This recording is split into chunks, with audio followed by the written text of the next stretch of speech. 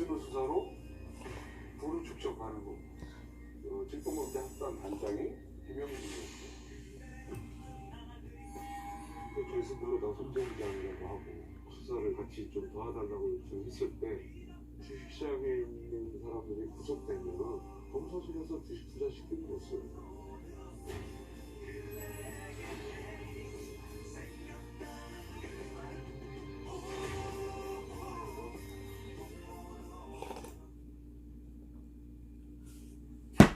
현재 부장검사의 스폰서 의혹에 대해 대검이 감찰에 나선 가운데 야, 그럼 나 감찰 조사 받아야 돼. 진짜 그럼 다 끝이야.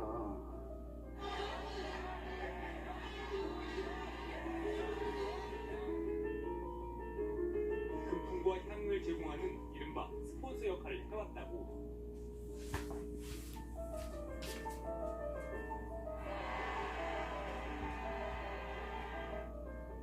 딱 3번만 검찰 수사가 맞으면 그룹사 회장 될 수 있겠다고. 검찰은 다 막아주니까. 대한민국이 검찰의 왕국입니다. 민주공화국입니다.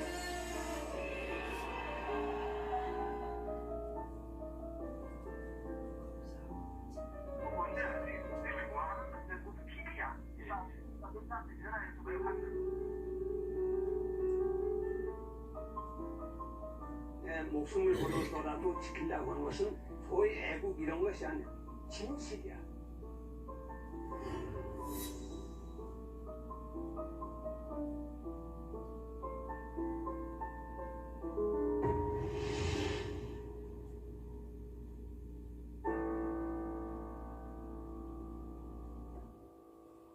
PD수첩과 뉴스타파가 공동 기획한 검사 범죄 그 두 번째 시간입니다.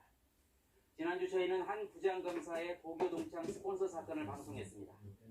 검사들이 연루된 비리가 불거질 경우 사건이 어떻게 가려지는지, 그리고 검찰이 제 식구를 감싸기 위해 어떻게 움직이는지 있는 그대로 보여드렸습니다. 오늘은 검찰개혁의 핵심 과제로 손꼽히는 전현직 검사의 유착, 전관 예우에 대한 이야기입니다. 이른바 검사나 판사 출신 정관들을 예우해준다는 것인데 그것은 공정하지 못한 수사와 재판으로 이어지게 됩니다. 이 이야기는 예수 한 명이 저희를 찾아오면서 시작됩니다.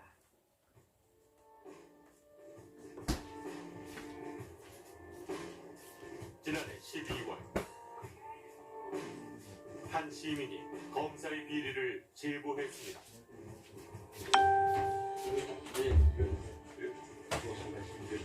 고맙습니다. 제보자 X였습니다. X는 금융 관련 범죄 혐의로 실형을 선고받은 수용자였다고 자신을 소개했습니다. 저희한테 어떤 얘기를 좀 해주시려고 오라고 하신 거죠? 제가 어떤 경영권 분쟁 과정에서 구속된 적이 있었는데 그 구속된 기간 동안 검찰의 요청에 의해서 죄수 신분임에도 불구하고 수사에 참여했던 그 경험이 있는데 좀 제보를 하는 게 좋겠다 해서 연락을 드린 겁니다. 제보자 X가 구치소에서 쓴 일기장입니다. 죄수의 신분으로 검찰청에 드나들며 검사를 도와 범죄를 조사한 과정을 기록했습니다. 검찰이 X를 범죄 수사에 동원한 이유는 그의 해박한 금융 지식이 필요했기 때문입니다. X 역시 가석방을 기대하며 검찰에 적극 협조했습니다. 자기들끼리는 이제 검정부장이라고 하고 부장검사님하고 뭐 그랬죠. 아, 별명이세요? 네, 그래서 매일 뭐 검찰에 출근하고 이제 출근해서 좀 늦게 바쁘고 그럴 때는 새벽에 들어올 때도 많았어요. 그럼 새벽에 들어오면 그 큰 버스를 이제 저 혼자 타고 들어올 때도 있고. X가 구치소에서 검찰에 드나든 출정 기록입니다. 주로 증권범죄 합동수사 수사단이 있는 서울 남부지검에 가서 수사를 도왔습니다. X는 검사들이 잘 모르는 전문 범죄자들의 수법과 범죄 혐의를 분석해 브리핑했습니다. 제 나름대로의 이런 주시장을 보는 기법이 있어요. 그 범죄의 스토리보드를 만들어요. 거기다 자료를 첨부하고 그걸 가지고 이제 며칠날 PT를 한다라고 하면 제가 만든 거를 출력해 수사 보고서를 이제 내용을 가지고 혐의점을 가지고 이래이래 쭉 설명을 해요. 서울 남부지방검찰청은 시세 조종을 통해서 차익을 남긴 혐의로 스포츠서울 대표 52살 김모 씨를 구속했습니다. 제보자 X가 관여한 사건 가운데 하나가 스포츠서울 주가 조작 사건입니다. 당시 스포츠서울 대표 등 관계자들이 줄줄이 구속됐는데 법망을 빠져나간 거물이 있었다고 합니다. 스포츠서울 주가 조작 사건을 보면요, 2012년도에 검찰이 그 관련자들에 대한 부당이득금 산출표를 쫙 다 조사를 해놨어요. 거기서 제일 많이 수익을 얻은 게 유준원이에요. 다른 사람도 다 처벌을 받았는데 유독 유준원만 처벌을 안 받았어요. 조사 한 번 안 받았어요. 상상인 금융그룹 유준원 대표, 40대 금융그룹을 이룩한 신화적인 인물입니다. 공개된 정보가 거의 없어 비밀에 쌓인 사람이기도 합니다. 오늘 우리는 땀 흘려 나무를 심기 위해 이 자리에 왔습니다. 이것은 크게는 우리가 함께 사는 지구를 위한 일이며 작게는 우리의 가족과 이웃을 위한 일입니다. 유준원 씨는 2012년 세종저축은행을 인수하고 2016년 공평저축은행을 인수한 데 이어 올해에는 골든브릿지 증권까지 인수해 저축은행과 증권사를 망라한 상상인 금융그룹을 일궜습니다.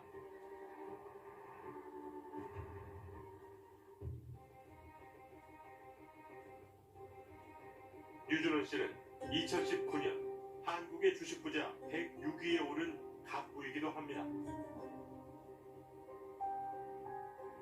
SM엔터테인먼트 이수만 씨보다 한 계단 높은 순위에 이름을 올렸습니다. 유준원 씨의 상상인은 금융뿐 아니라 상상인 선박기계, 상상인 인더스트리 등 제조업 분야까지 업종을 확장해 왔습니다. 올 6월 기준 상상인의 계열사는 국내외 11개에 이릅니다.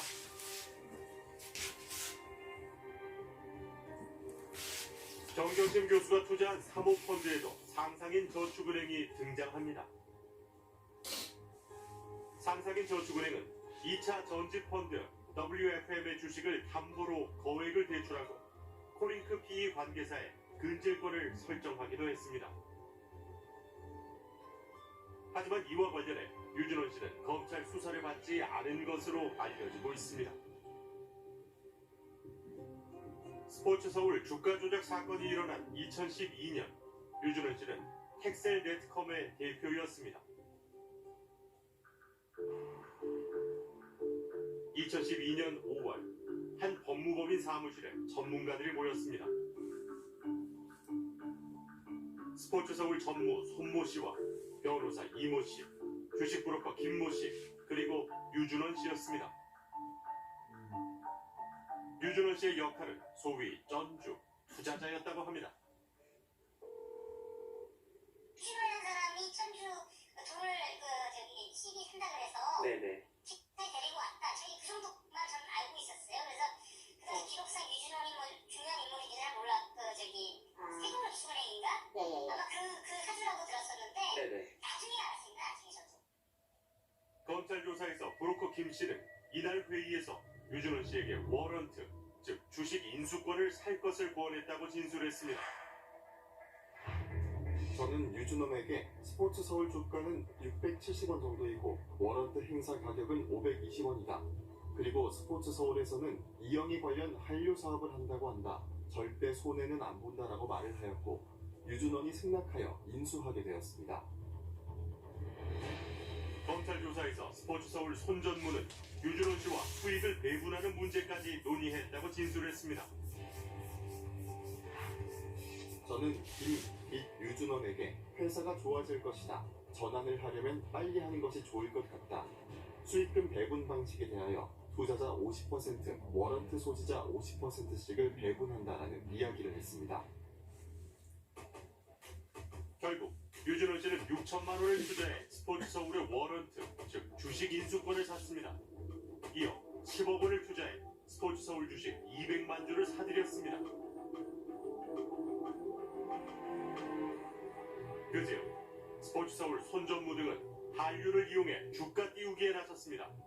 스포츠서울은 배우 이영애 씨의 관계 회사에 20억 원을 투자했습니다. 이들은 곧 대장금 2가 제작된다는 정보를 퍼뜨렸습니다.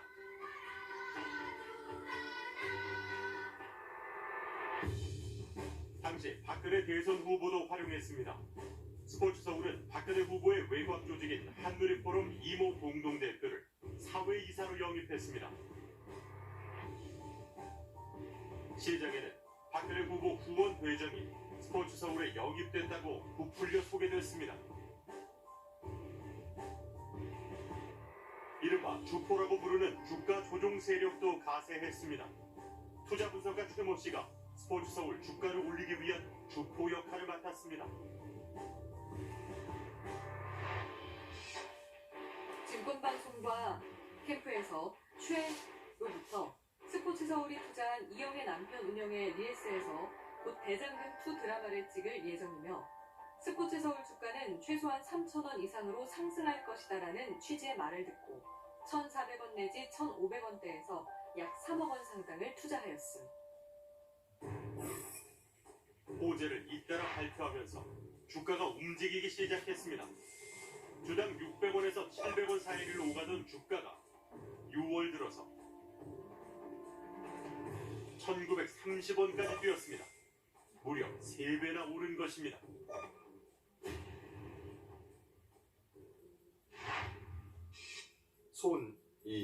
이라는 사람을 사회이사로 영입하려고 한다. 이를 영입하려고 하는 이유는 박근혜 대선조 테마에 편승하려고 하는 것 같다 라는 이야기를 저에게 했습니다. 그런데 주가가 급등하는 것을 보고 대선조 테마가 먹힌 것 같다 라고 말했습니다. 주가가 폭등한 시점에서 유준원 씨는 사들였던 주식을 모두 팔았습니다. 매도 총액은 약 30억 원. 투자금 10억 원을 제하고도 한 달 사이에 20억 원을 벌었습니다. 검찰이 작성한 스포츠서울 부당 이득 금액표입니다. 총 부당 이득 금액은 약 110억 원. 이 가운데 유준원 씨의 JSNS가 20억 7,600만 원으로 가장 많은 이득을 거뒀습니다. JSNS는 유준원 씨가 특수 관계인을 내세운 회사입니다. 이 회사의 주소지를 찾아가 봤습니다. JSNS는 보이지 않았고 202호 자체도 존재하지 않았습니다.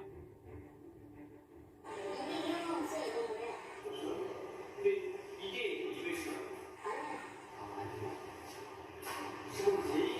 JSNS라는 들어갈 수 없어요. 제가 여기 관리인인데 그런 JS도 그런 데서는 없어요. 15년 이상을 이 상태로 있었어요. 유준원 씨가 PD수첩에 답변서를 보냈습니다. 유 씨는 2012년 5월 투자회의가 열린 법무법인 사무실에 간 사실은 있지만 워런트를 인수한 후 바로 돌아왔다고 밝혔습니다. 시세 조정 등 회의에 참석한 사실은 없다고 해명했습니다.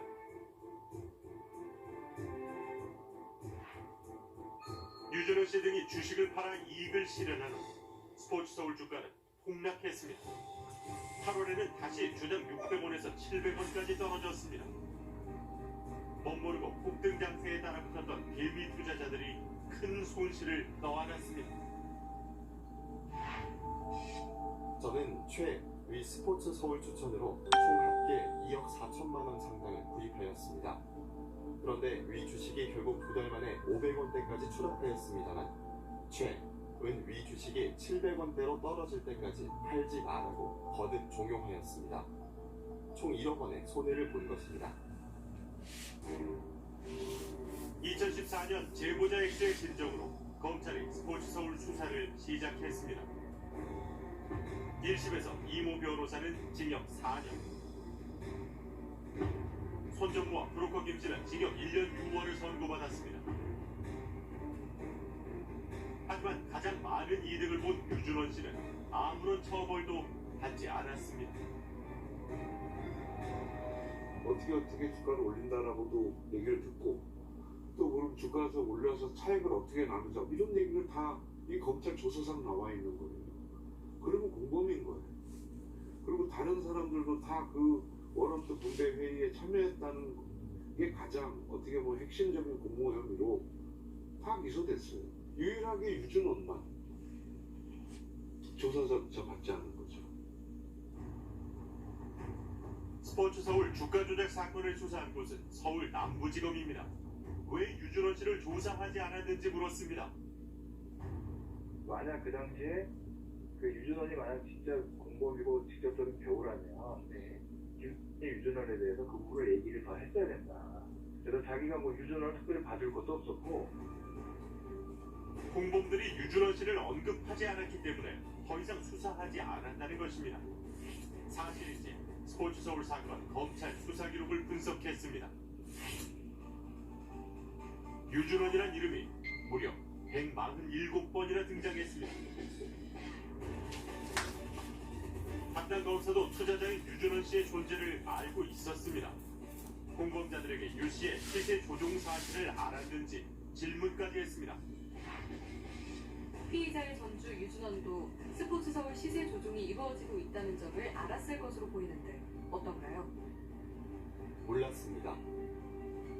시세 조종이 있다는 사실을 몰랐는데도 수익금의 5대5 방식 내지 수익금의 30%만 주겠다는 말이 오고 갔다는 말인가요? 스포츠 서울 사건을 기소한 검사는 김민구, 임무영 검사였습니다. 왜 유준원 씨를 수사하지 않았는지 물었습니다. 조금 오래돼서 잘 기억 안 나는 부분도 있고, 제가 사건 관련해서 답변드릴 수 있는 뭐 한계가 있기 때문에. 제보자 X는 검찰이 유준원 씨를 조사조차 하지 않은 데는 특별한 이유가 있었을 것으로 추정했습니다.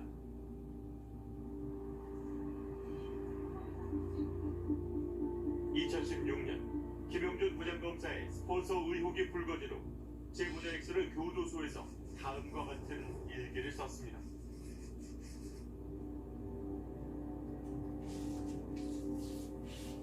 한국 금융시장의 신뢰를 어지럽히고 투자자들에게 이중의 피해를 지난주 PD수첩에서 방송한 고교동창 스폰서 사건의 김형준 부장검사가 유준원 씨 사건에도 등장했습니다.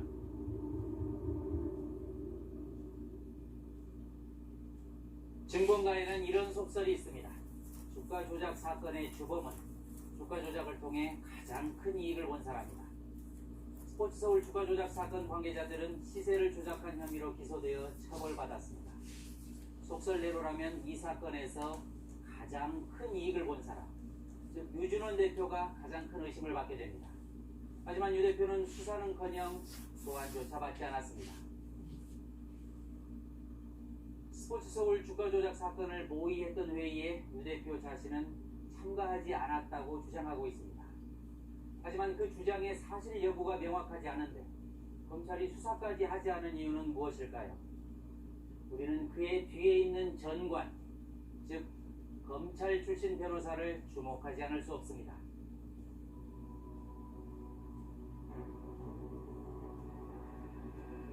(2014년 12월) 스포츠 서울 투자회의에 참석했던 브로커 김씨가 체포됐습니다. 체포된 직후 김씨는 급히 누군가와 통화를 했습니다. 누구랑 통화를 하였는가요? 유준원 씨랑 통화를 하였습니다. 전화가 왔습니다. 제 처와 통화를 하여 검찰청으로 들어가고 있다는 사실을 알려줬고, 유준원으로 하여금 변호사를 선임해달라고 부탁을 하여서 전화를 하였습니다. 브로커 김 씨가 유준원 씨에게 변호사 선임을 부탁했다는 것입니다. 이후 박모 변호사가 김 씨의 변호를 맡았습니다. 검사 출신 박모 변호사와 상상인 유준원 대표는 대학 동문으로 절친한 관계였다고 합니다. 2015년 9월 15일부터 1년 동안 박모 변호사와 유준원 대표는 929건의 통화와 메시지를 주고받았습니다. 김영준 부장검사도 등장합니다. 스포츠서울 시세조정 관계자들이 구속돼 조사받던 2015년 2월 김영준 부장검사가 서울 남부지검 증권범죄합동수사단장에 부임했습니다. 고교동창 스폰서 사건에서 드러났듯이 김영준 부장검사와 박모 변호사는 밀접한 관계를 맺어왔습니다. 유준원 대표가 수사 대상에 오를 가능성도 있던 시기에 박모 변호사와 밀접한 관계를 맺어온 김영준 부장검사가 수사 책임자로 온 것입니다.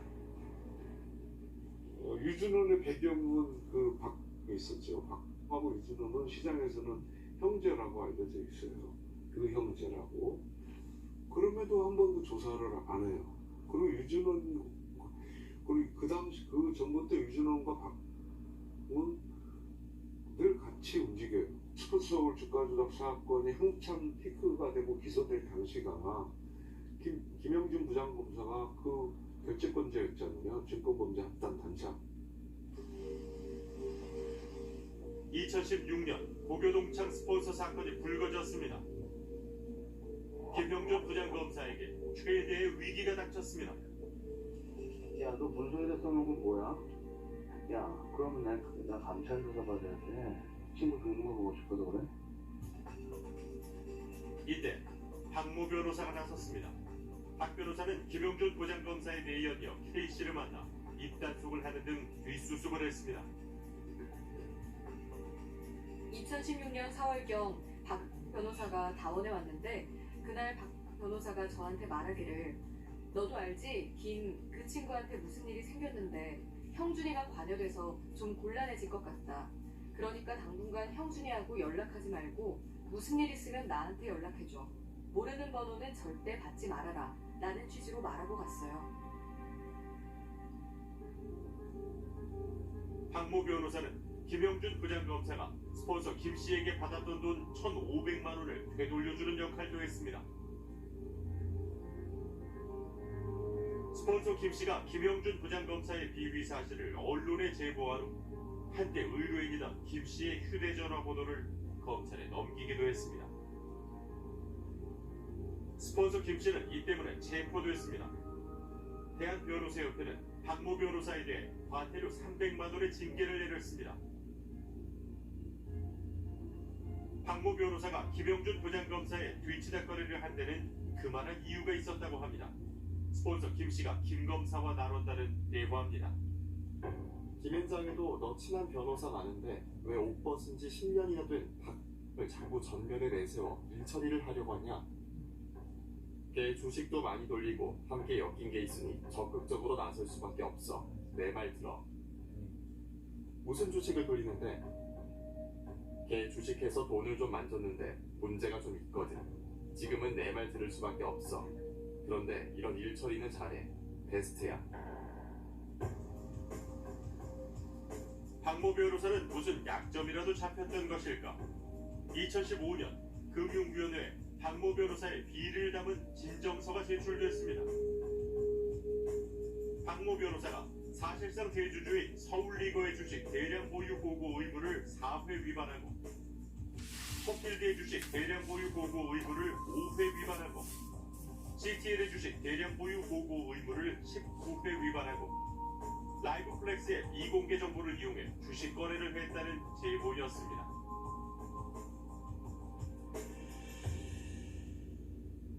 심각한 사태로 전개될 수 있는 사안이었습니다. 4개 회사에 뭐 공시관 14태, 미공개 정보 4태 있잖아요. 그거 다 주가 조작에 기초다는 게 있는 거예요. 그럼 거기서 주가 조작 수사를 깊이 들어가면 누가 수익을 얼마큼 봤다, 부당이득을 얼마큼 봤다라고 하는 그런 키 역할을 하는 게 그 또 대량 보호보 위반 이런 거거든요. 금융위원회 출석 요구에 박모 변호사는 2차례나 응하지 않았습니다.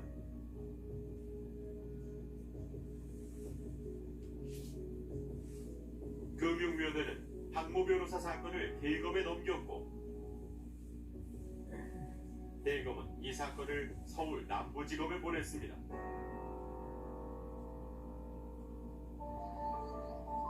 대검이 박모 변호사 사건을 남부지검에 넘긴 이유가 무엇일까?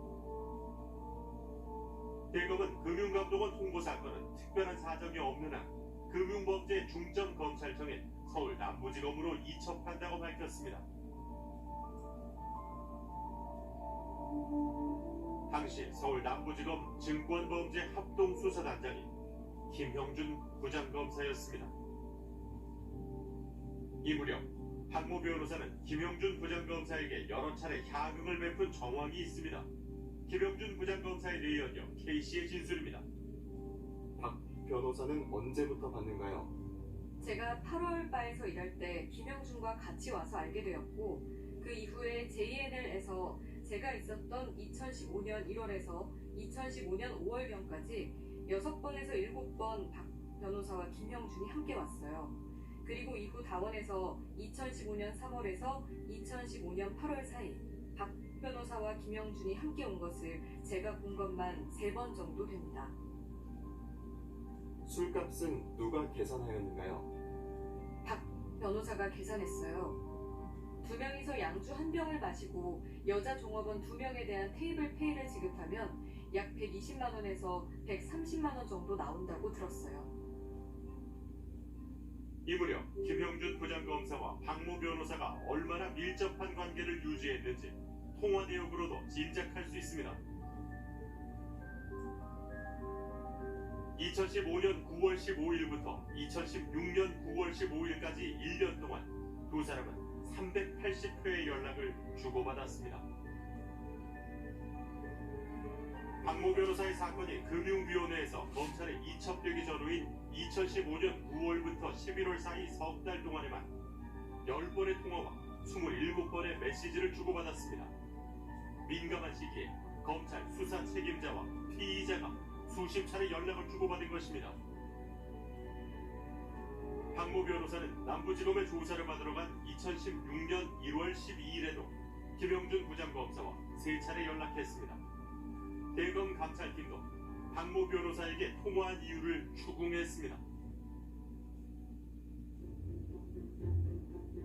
통화 내역을 보면 진술인이 증권합수단에서 조사받은 날인 2016년 1월 12일경에도 3회에 걸쳐 김형준과 통화하는데 진술인이 김형준에게 조사받는다는 이야기를 하지 않았나요? 통화 기록이 있으면 통화를 했을 텐데 어떤 내용으로 통화를 했는지 기억이 나지 않습니다. 그러나 사건 이야기나 조사를 받는다는 이야기를 하지 않았습니다. 김형준 부장검사는 박모 변호사를 조사한 다음 날 전출됐습니다. 임기 마지막 날 박모 변호사를 조사한 것입니다. 결국 박모 변호사는 4건의 비리 의혹 가운데 1건은 불기소, 3건은 벌금으로 약식 기소됐습니다. 한마디로 하면 일반적인 안타. 예. 뭐 상기적인 선에서도 일반론적이지 않죠. 예. 아니 건강보험이라서 공식적인 기관은 정부기관인데 정부기관에서 검찰 수사를 의뢰했으면 당연히 죄가 있고 혐의가 중하기 때문에 의뢰를 하는 거지.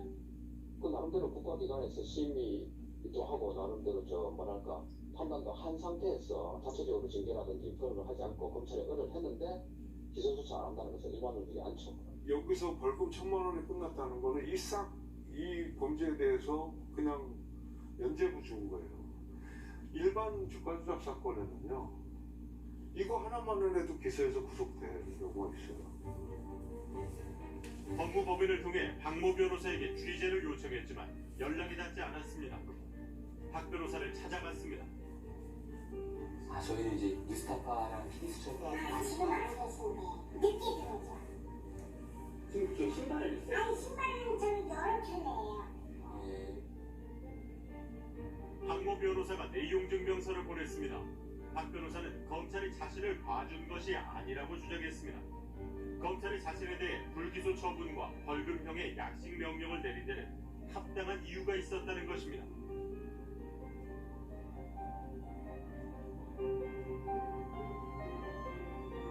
수영자 신분으로 박모 변호사의 금융범죄 수사를 도왔던 제보자 X는 검찰 내부의 누군가가 이 사건을 덮었다고 추정했습니다.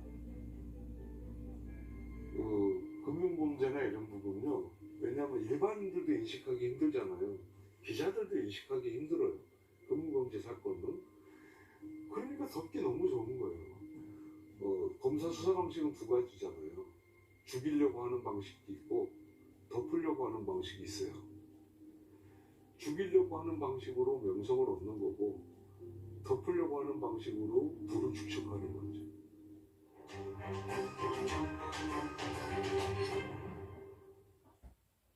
주가 조작에 연루된 사람이 검찰 출신 전관 변호사를 이용합니다.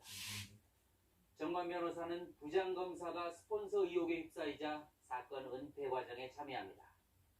부장검사는 전관 변호사가 관련된 사건에서 사실상 면죄부 수사로 갚아줍니다.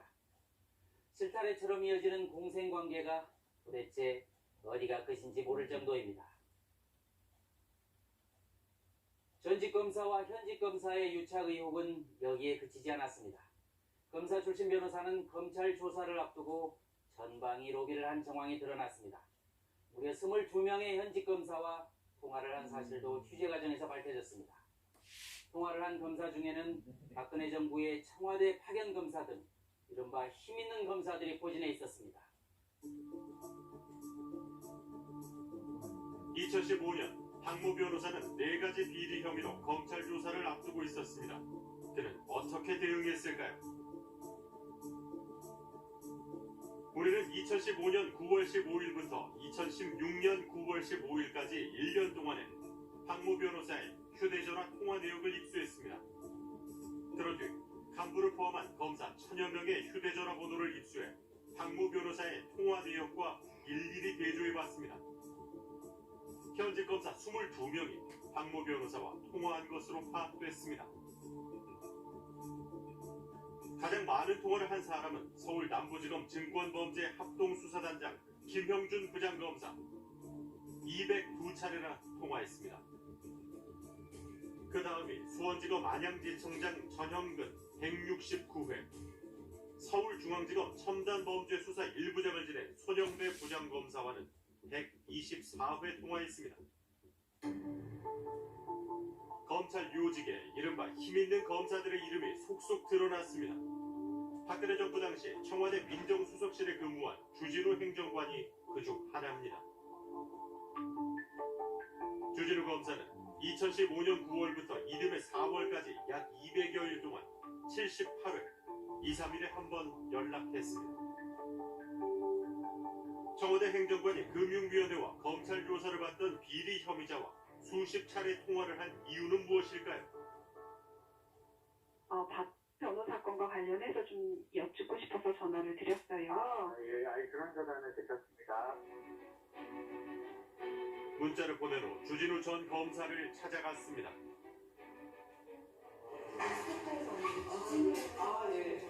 내용 전달해드렸는데요. 집에서는 좀 보셨어요? 아니요. 저희가 좀 설명드릴게요. 집에서 직접 듣고 왔는데 변호사님이 행정관으로 계실 때, 민정수석 행정관으로 계실 때 박 변호사하고 78회 통화 문자를 주고받으셨잖아요. 그래서 민감한 시기에 검찰 조사를 받던 민감한 시기에 전화를 하신 걸 저희가 확인을 해서 어떤 내용으로 전화를 하셨는지 저희가 처음에 봤어요. 그래서 제가 왜냐면 저희가 집에서 전화를 드렸는데 주진우 전 검사에게 질의서를 전했지만 받지 않았습니다. 변호사님 안녕하세요. 아까 길 여쭈지 못한 분이 있어서 사건의 분기 전 마다 통화를 하셔서 당시 행정관 신분이셨는데 어떠한 연유로 사건에 관한 이야기를 나누셨는지 궁금해서요. 답변만 좀. 전혀 그런 사실이 없으세요? 당시 수사팀에게 외압은 없었을까요? 박모 변호사를 조사한 검사에게 물었습니다. 수사 당시에 청와대 민정수석실 쪽에 외압이나 이런 것들이 있었는지. 저는 진짜 그 부분을 잘 모르고요. 그런 외압은 없었나요? 아니 없었다 왔다. 저는 모르겠어요. 그런 부분 모르겠고요. 이제 구체적으로 제가 답변을 드릴 수 없는 점을 좀 양해 좀 부탁드립니다. 현재 대검찰청 형사부장인 조상준 검사는 박모 변호사와 24회 통화하거나 문자 메시지를 주고받았습니다. 당시 서울중앙지검 특수 2부장으로 근무하던 조상준 검사는 금융위가 박모 변호사를 대검에 수사 의뢰하기 직전부터 남부지검에 조사받으러 가기 직전까지 집중적으로 통화했습니다. 특히 대검에서 박 변호사 건을 서울 남부지검으로 보낸 11월 5일에는 1분 53초 동안 통화했습니다. 동기이셨던 박 변호사와 총 24차례 통화와 문자를 주고받으신 걸 저희가 확인을 했는데요. 네. 그때 아시다시피 관련된 사항을요, 서면으로 질의를 해주시면은요, 내용하고 답변드리겠습니다. 공식적으로 질의서를 보냈지만 조상준 검사는 답변을 거부했습니다. 뉴스타파 취재 내용에 대해서는 답변을 하지 않는 것으로 입장을 정하셨다고 합니다. 현재 서울고검 차장검사로 재직 중인 심우정 검사는 박모 변호사와 37회 통화를 하거나 문자 메시지를 주고받았습니다. 당시 심우정 검사는 서울중앙지검 형사 1부장을 맡고 있었습니다.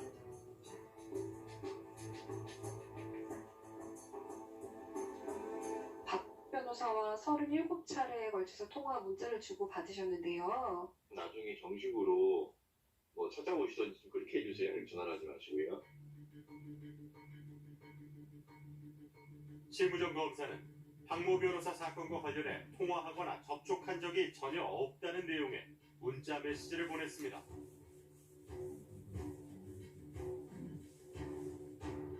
현재 대검찰청 기획조정부장인 이원석 검사는 박모 변호사와 33회 통화를 하거나 문자 메시지를 주고받았습니다. 당시 이원석 검사는 서울중앙지검 특수 1부장을 맡고 있었습니다. 이원석 검사에게 전화를 걸고 문자를 남겼지만 답변을 듣지 못했습니다.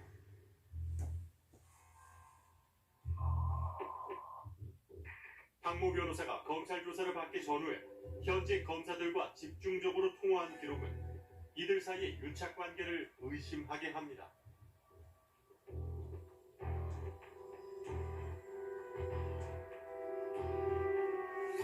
대검찰청 특별감찰팀도 이들이 통화한 사실을 인지했지만 별도로 감찰하진 않았습니다.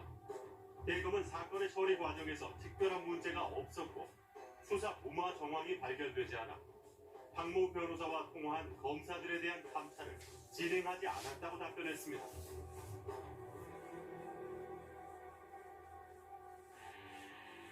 검찰은 박모 변호사와 밀접한 관계인 상상인 유준원 대표에 대해서도 무척 이례적인 조치를 취했습니다.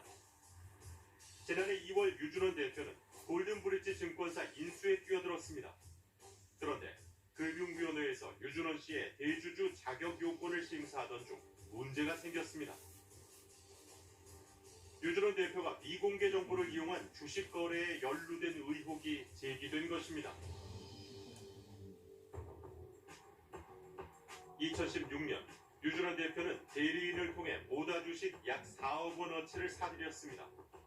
인수합병 발표가 나기 약 보름 전이었습니다. 당시 그가 보유한 세종저축은행이 인수자금을 댔기 때문에 인수합병 사실을 미리 알고 투자한 게 아니냐는 의혹이 제기됐습니다. 유준원 대표는 이 거래로 1억 원의 차익을 얻었습니다. 유준원 대표는 자신과 관련이 없다고 해명했습니다. 본래 제가 개설한 계좌인데 그 기간 중에 김 씨가 대신 운용해준 것입니다. 그러나 저는 1인 매매를 맡겼을 뿐 그 내용은 알지 못하였습니다. 하지만 증권선물위원회는 유준원 대표에게 제기된 의혹을 심각하게 받아들였습니다. 근데 가끔하지가 않아. 대주주가 저희가 대주주라고 좀 승인을 시켜준 적이 없거든요. 보류가 됐다는 건 뭔가 석연찮은 이유가 있었기 때문에. 석연찮다 이렇게 하는데 그 보류가 있다면은 그 밥상 조건 미충족이래 미충족. 그래 뭔가 확인할 사항이 있거나 법률상 요건 미충족 내지는 확인할 사항이 있는 경우는 보류입니다. 유준원 대표는 서울 남부지검에 이 사건을 신속히 수사해달라는 진정서를 넣었습니다. 서울 남부지검은 진정서를 넣은 지 단 하루 만에 증명서를 발급해 줬습니다. 과 공모한 후 미공개 중요 정보를 이용하여 주 모다 주식을 매매하였다는 혐의를 발견하거나 이를 발견하기 위한 수사를 진행하고 있는 사실이 없으므로 무척 이례적인 증명서였다고 합니다. 그건인가요? 그 유일하게 네. 경찰에서 써준 네. 유일한 건이 있었거든요. 그 유일하다는 게 다른 회사에서는 그런 거 써준. 경찰에서 그런 거안 써줬어요. 아 그래요? 안 써줬어요. 그건 좀 이례적이었네요. 검찰. 아주 이례적인 거죠. 검찰은 유준원 대표의 범행을 인정할 만한 증거가 발견되지 않아 사건을 종결하고 증명서를 발급했다고 밝혔습니다.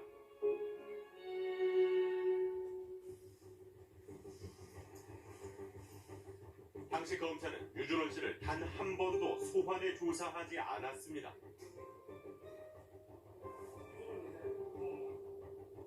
유 대표는 5억 원의 계좌가 자기 것이 맞지만 주식 브로커 김 씨의 사정이 딱해서 돈을 맡기고 계좌를 운용하게 해줬다고 해명했습니다.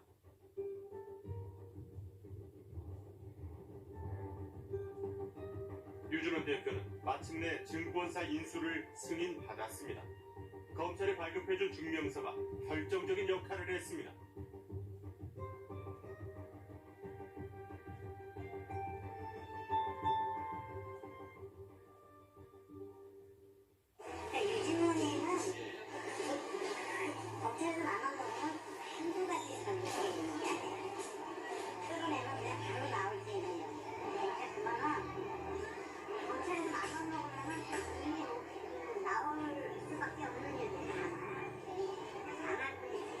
검찰에서 봐주고 있다 이런 거를 그 시장에 있는 분들은 다 알아요. 그래서일까요? 증권가에는 검찰이 3번만 봐주면 재벌이 된다는 이야기가 있습니다.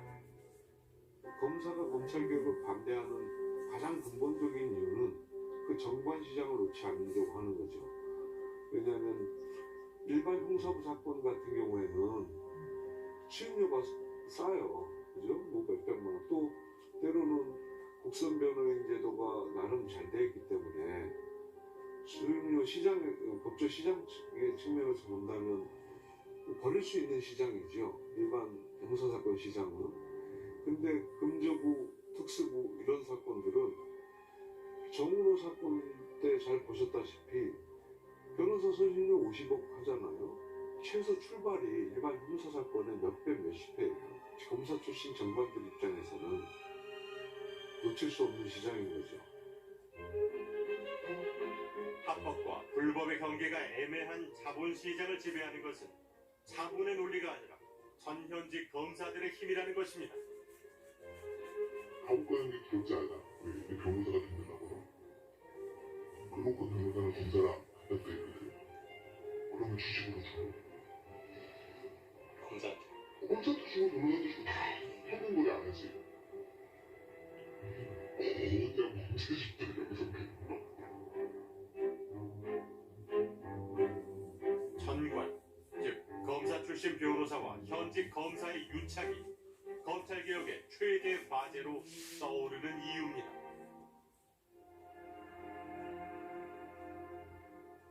스폰서 검사,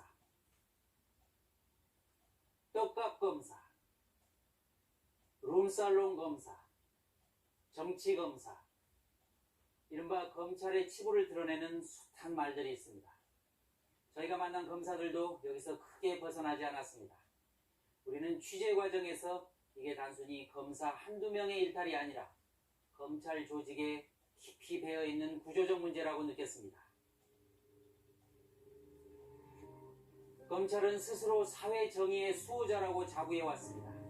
하지만 그 어느 때보다도 검찰 개혁에 대한 국민들의 열망이 강합니다. 검찰의 비리가 드러날 때마다 개혁하는 신용만 해온 결과일 것입니다. 임시방편이 아니라 검찰을 견제하고 바로 세우는 게 어느 때보다도 절실해진 이유입니다. 우리는 검찰이 말이 아니라 실질적으로 개혁에 동참하기를 바랍니다. 그럴 때 비로소 국민들에게 신뢰를 받는 날이 올 것입니다.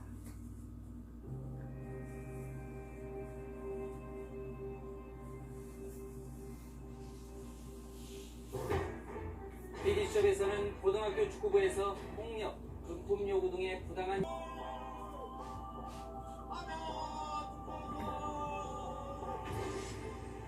국내에서도 세계에서도 유일한 중요한 거점치가 있고 매우 특별한 겁니다.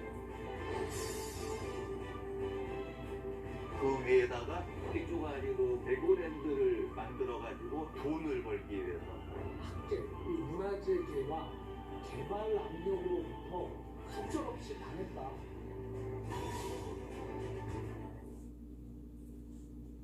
아파트 집주인인데요.